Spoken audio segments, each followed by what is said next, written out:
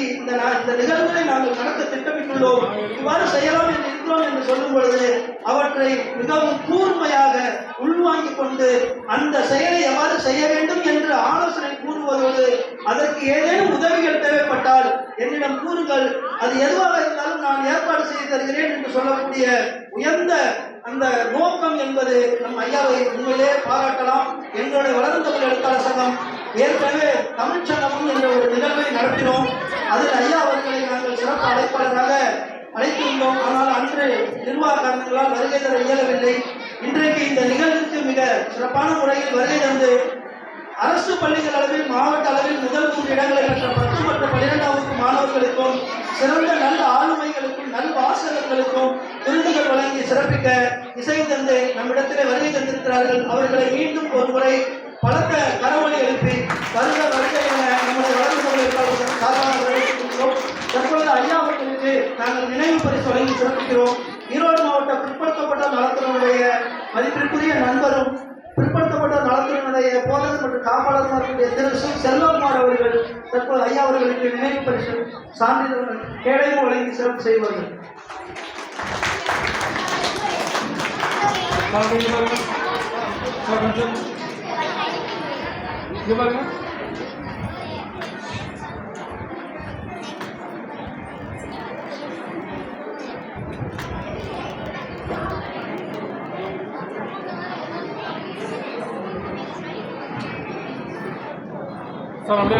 கடந்த முறையும் ஐயா நம்முடைய நிகழ்வுக்கு வருகை தருவார்கள் என்று மிகுந்த அவரோடு எதிர்பார்த்த ஐயாவுடைய வருகைக்காக அன்று தயாரித்த அது புத்தகம் அந்த சீர்தி தற்போது பெருமை பெற்றுக் கொள்கிறோம். தற்பொழுது விருதுகள் மற்றும் மாவட்ட அளவில் முதலிடம் பெற்ற மாணவ மாணவியர்களுக்கு ஐயா அவர்கள் பரிசுகள் வழங்கி சிறப்பு செய்வார்கள். 12ஆம் வகுப்பில் மாவட்ட அளவில் முதலிடம் விசிஷ்டா ஸ்ரீ அவர்கள் ஏற்கனவே சட்டமன்ற உறுப்பினர் ஐயா அவர்களின் ஒரு நிகழ்வில் கலந்து கொள்வதால் நிறைய நிலையில் தெரிவித்தார்கள். இரண்டாவதாக 600க்கு 579 மதிப்பெண்கள் பெற்று Narmathi R government model higher secondary school Kettichevviyur அவர்களை மேடை அழைக்கிறோம். தற்பொழுது அந்த மாணவிக்கு மாவட்ட ஆட்சியர் ஐயா அவர்கள் கேடயம் வழங்கி சிறப்பு செய்வார்கள்.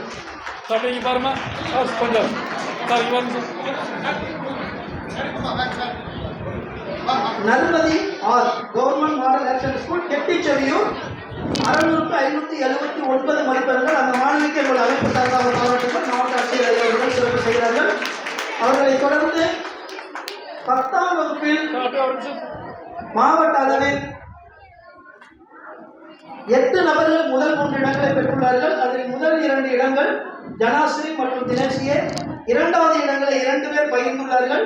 ஒருவர் தன Yogesh government higher secondary school Lakkapuram அரசு உயர்நிலைப் பள்ளி மாணவர் தன யோகேஷ் அவர்களை மேடைக்கு அழைக்கிறோம். அவர் 500க்கு 493 மதிப்பெண்கள் பெற்று மாவட்ட அளவில் 2ஆம் இடத்துடன் அவருக்கு கரவொலி எழுப்பி பாராட்டுகளை தெரிவிக்கலாம். தற்பொழுது அவருக்கு மாவட்ட ஆட்சியர் ஐயா அவர்கள் நினைவு பரிசு வழங்கி சிறப்பிக்கிறார்கள். உடல் பெற்றோர்கள் வந்திருந்தால் மேடைக்கு வரவும். அதனைத் தொடர்ந்து 3ஆம் இடம் 4 மாணவிகள் பெற்றுள்ளார்கள். அவர்களில் ஒருவர் Dharani AP government girls higher secondary school Kavundapadi அவர்களை தற்பொழுது மேடை கழிக்கிறோம். தாரணி ஏபி இவர்கள் 500க்கு 492 மதிப்பெண்கள் பெற்று மாவட்ட அளவில் அரசு பள்ளிகள் அளவில் இவர் 3ஆம் இடம் பெற்று நிகழ்கிறார்கள். அவர்களுக்கும் நம் அமைப்பு சார்பாக நன்றிகளை பாராட்டுகளை தெரிவித்துக் மாவட்ட ஆட்சியர் ஐயா அவர்கள் தற்பொழுது அவர்களுக்கு சீல்டு வழங்கி சிறப்பு செய்கிறார்கள். தொடர்ந்து சிறப்புமிகு ஆளுமைகள் ஒரு சிலருக்கு மாவட்ட ஆட்சியர் ஐயா அவர்கள் விருது வழங்கி சிறப்பிக்க வேண்டும் என ஐயா அவர்களை பணிவோடு கேட்டுக்கொள்கிறோம். மாண்புறு கலைஞர் திண்டுக்கல் ஏ சாத்தவன் ஐயா அவர்களை மேடைக்கு அழைக்கிறோம். திண்டுக்கல் ஏ சாத்தவன் ஐயா அவர்கள் திண்டுக்கல்லில் இருந்து வருகை தந்திருக்கிறார்கள். அவர்கள் நல்லாசிரியர் விருது பெற்றவர், தேசிய ஆசிரியர் விருது பெற்றவர். அவர் பள்ளி ஆசிரியர். அவர் அந்த கலைப்படத்தில் மிகுந்த ஈடுபாடு கொண்டு அந்த பாத்திரமாகவே மாறி மாணவ மாணவிகளுக்கு பாடம் நடத்தக்கூடிய ஆற்றல் பெற்றவர் மாண்புறு கலைஞர் திண்டுக்கல் ஷாஜகான் ஐயா அவர்கள்.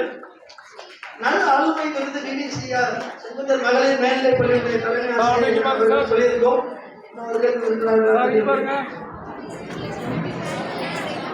சமீபத்தில் திருக்குறளுக்கு மிகச் சிறந்த உரை எழுதி திருக்குறள் உரை சிற்பி விருது ஈரோடு மாவட்டத்தின் மண்ணின் மைந்தராக திகழக்கூடிய, ஏற்கனவே நான் குறிப்பிட்டது போல ஜனவரி 26 மற்றும் ஆகஸ்ட் 15 சுதந்திர தின குடியரசு தின நாட்களில் இவருடைய உரை நம்முடைய காதுகளில் ஒலித்துக் கொண்டே இருக்கும். வரலாற்றின் பக்கங்களை எல்லாம் நம்முடைய கண் முன்பு நிறுத்தக்கூடிய ஆற்றல் பெற்றவர்.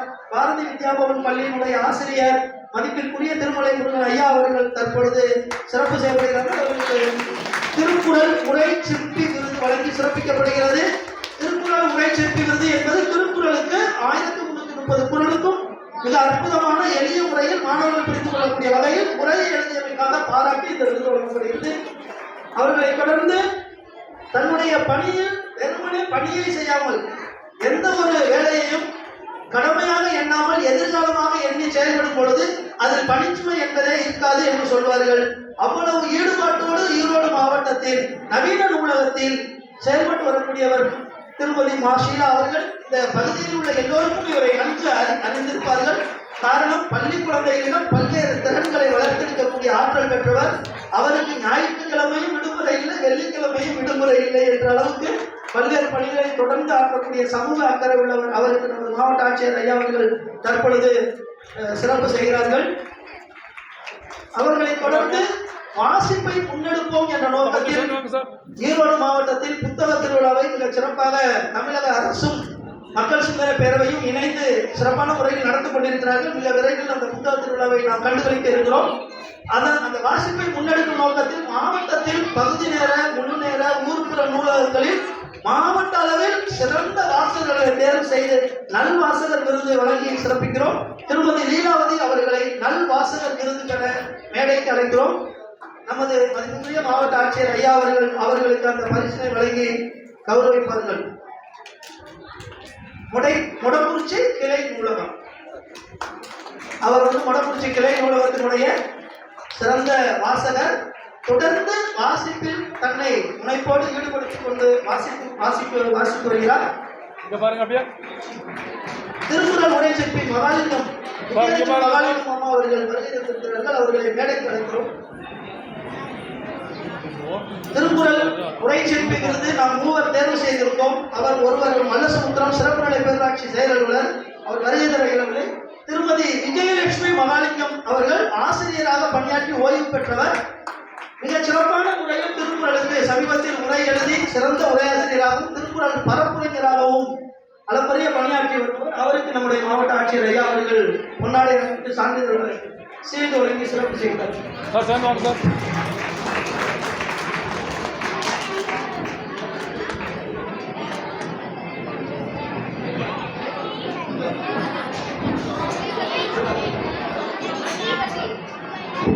அனைவரையும் அன்போடு வேண்டி கேட்டுக்கொள்கிறோம். சற்று நேரம் அமைதி தருவோம். விழாவில் இருக்கிறோம். நாம் மிகுந்த மகிழ்ச்சியிலும் இருக்கிறோம். ஐயா அவர்கள் வருகை தந்தது உண்மையிலேயே எங்களுக்கு மிகுந்த மகிழ்ச்சி. நாங்கள் மிகவும் மகிழ்ச்சியான ஒரு தருணத்தில் ஐயாவினுடைய உரையை நாங்கள் கேட்க விரும்புகிறோம். எனவே நம்முடைய அமைப்பு சார்பாக ஐயா அவர்களை மீண்டும் ஒரு முறை வணங்கி வருக வரையை வரவேற்று நல்ல ஒரு கருத்துடன் வழங்குமாறு ஐயா அவர்களை பணிவோடு வேண்டி கேட்டுக்கொள்கிறேன். அனைவருக்கும் முதற்கண் எனது பணிவான மாலை நேர வணக்கத்தை தெரிவித்துக் கொள்கிறேன். தமிழ் எழுத்தாளர் மன்றம் சார்பாக பள்ளி தேர்வுகளில் முதலிடம் பெற்ற மாணவ மாணவியர்களுக்கு பரிசும் பாராட்டும் வழங்கி சிறப்பிக்கின்ற நிகழ்வுகளை கலந்து கொள்வதற்கு உண்மையிலே மகிழ்ச்சியடைகிறேன். அதே போல பல்வேறு கலைத்திறமைகளை வெளிப்படுத்திய பல்வேறு கலைஞர்களுக்கும் மதிப்புமிக்க அறிஞர்களுக்கும் இந்த மேடையை பாராட்டு வழங்குவதற்கு எனக்கு ஒரு வாய்ப்பளித்தமைக்காக உங்கள் அனைவருக்கும் எனது நன்றியையும் பாராட்டுகளையும் முதற்கண் தெரிவித்துக் கொள்கிறேன். உண்மையிலே மாணவர்களை பார்க்கும் போதெல்லாம், அதுவும் குறிப்பாக நம்முடைய பகுதியை சேர்ந்த பள்ளி மாணவர்கள் ஒவ்வொரு முறையினர் பார்த்து அவர்கள் பேசும் பொழுதும் பல புதிய சிந்தனைகளை எனக்கே விதைக்கிற அளவுக்கு அவர்கள் சிறந்த கேள்விகளை கேட்டு அதே போல அவருடைய திறனை பார்க்கும் பொழுது மிகுந்த மகிழ்ச்சி அடைகின்றேன். அன்புள்ள மாணவர்களே, ஒவ்வொருவரும் நம்ம பாடத்தில் எப்படி நம்முடைய திறனை குவித்து நாம் தேர்வில் தேர்ச்சி பெற்று வாழ்வில் உயர வேண்டும் என்று நினைக்கின்றோமோ, அதே போல கலை திறன்களிலும் நம்முடைய திறன்களை மேம்படுத்த வேண்டும். அதே போல விளையாட்டுகளிலும் நாம் ஈடுபட வேண்டும். அப்பொழுதுதான் நம்முடைய வாழ்க்கை ஒரு முழுமையான வாழ்க்கையாக, ஒரு திருப்திகரமான வாழ்க்கையாக அமையும். நான் நல்லா படிக்கிறேன் அப்படின்னு சொல்லிட்டு உடல்நலத்தில் நீங்கள் கவனம் செலுத்தவில்லை என்றால் அதில் எந்த பயனும் இருக்காது. அதே நேரத்தில் நான் படிக்கிறேன், அதனால் வந்து எனக்கு வந்து என்னது கலை போட்டிகளில் ஆர்வம் இல்லை அப்படின்னு சொல்லக்கூடாது. ஒருத்தருடைய முழுமையான வளர்ச்சி என்பது கல்வி, விளையாட்டு, தனித்திறன்கள் இது எல்லாமே ஒருங்கிணைந்து இருந்தால் மட்டும்தான் மாணவர்கள் ஒரு முழுமையான மாணவர்களாக வாழ்க்கையில் வந்து எந்த துறைக்கு சென்றாலும் சரி, அது நீங்கள் மருத்துவத்துறைக்கு சென்றாலும் சரி, அல்லது வக்கீலாக சென்றாலும் சரி, இன்ஜினியராக சென்றாலும் சரி, தொழில்நுட்ப வல்லுநராக, இது மாதிரி எந்த துறைக்கு நீங்கள் பெரிய துறைக்கு போனாலும் அதில் வந்து சிறந்து விளங்குவதற்கு உங்களுடைய 3 திறன்களும் நீங்கள் வளர்த்துக் கொள்ள வேண்டும் என்பது என்னுடைய ஆசை. இங்கே இருக்கிற மாணவர்களுக்கெல்லாம் ஒரு கதை சொல்ல விரும்புகிறேன். ஒரு காட்டில் வந்து ஒரு காட்டு பன்றி இருந்தது. இந்த காட்டு பன்றியில் நம்ம நாட்டில் உள்ள பன்றிக்கும் காட்டு பன்றிக்கு என்ன வித்தியாசம்னா, அந்த காட்டு பன்றிக்கு வந்து அதனுடைய முகத்தில் வந்து மூக்கில் வந்து ஒரு கொம்பு மாதிரி இருக்கும். அந்த கொம்புடைய பயன் என்ன அப்படின்னு சொன்னால், அந்த காட்டில் வந்து விலங்குகள், மற்ற விலங்குகள் அதை தாக்க வரும்போது அதை வந்து ஒரு ஆயுதமாக பயன்படுத்திக்கும். அதே போல் வந்து அந்த கிழங்குகளை தோண்டுவதற்கும் அந்த கொம்பை வந்து பயன்படுத்திக்கும். அதுபோல் வந்து ஒரு காட்டுப்பன்றி அந்த காட்டில் இருக்கிற ஒரு வைரம் வாய்ந்த மரத்தினுடைய தூர் பகுதியில் போய் தன்னுடைய கொம்பை வந்து கூர்த்திக்கிட்டு இருந்தது. அப்படி கூர்த்திக்கிட்டு இருக்கும் பொழுது அந்த பக்கத்தில் வந்து ஒரு புள்ள நரி அந்த பக்கம் வந்தது. இந்த காட்டுப்பன்றி பக்கத்தில் எப்போவுமே வந்து இந்த கதையில் வந்து புள்ள நரி வந்ததுன்னா ஏதாவது வந்து ஒரு சிக்கலை ஏற்படுத்தி அதாவது கேள்வி கேட்கும். அதே போல் வந்து இந்த குள்ளநரி வந்து அந்த காட்டுப்பன்றி கேட்குது, காட்டுப்பன்றியை என்ன பண்ணிட்டு இருக்க அப்படின்னு சொல்லி. அப்போ இந்த காட்டுப்பன்றி அந்த நரியில சொல்லுது, நான் வந்து என்னுடைய கொம்பை கூர்த்திக்கிட்டு இருக்கேன். இந்த காட்டில் வந்து என்னை விட பெரிய மிருகங்களான கரடி, புலி, சிங்கம் இதெல்லாம் இருக்குது. அதெல்லாம் வந்து என்னை வந்து தாக்கலுக்கு வந்தேன்னா அந்த என்னுடைய உயிரை காப்பாற்றிக் கொள்வதற்காக நான் வந்து இந்த கொம்பை வந்து கூர்த்திக்கிட்டு இருக்கேன். அப்படி சுற்றி முற்றி அந்த நரி பார்க்குது. நீ சொல்றதெல்லாம் சரிதான், என்னோட நீ வந்து பெருசாக இருக்கிற, ஆனால் நான் வந்து உனக்கு பக்கத்தில் இப்போ வந்து புள்ளநரியான நான் மட்டும் தான் இருக்கிறேன், இந்த நேரத்தில் ஏன் நீ கூர்த்திக்கணும் அப்படின்னு கேட்குது.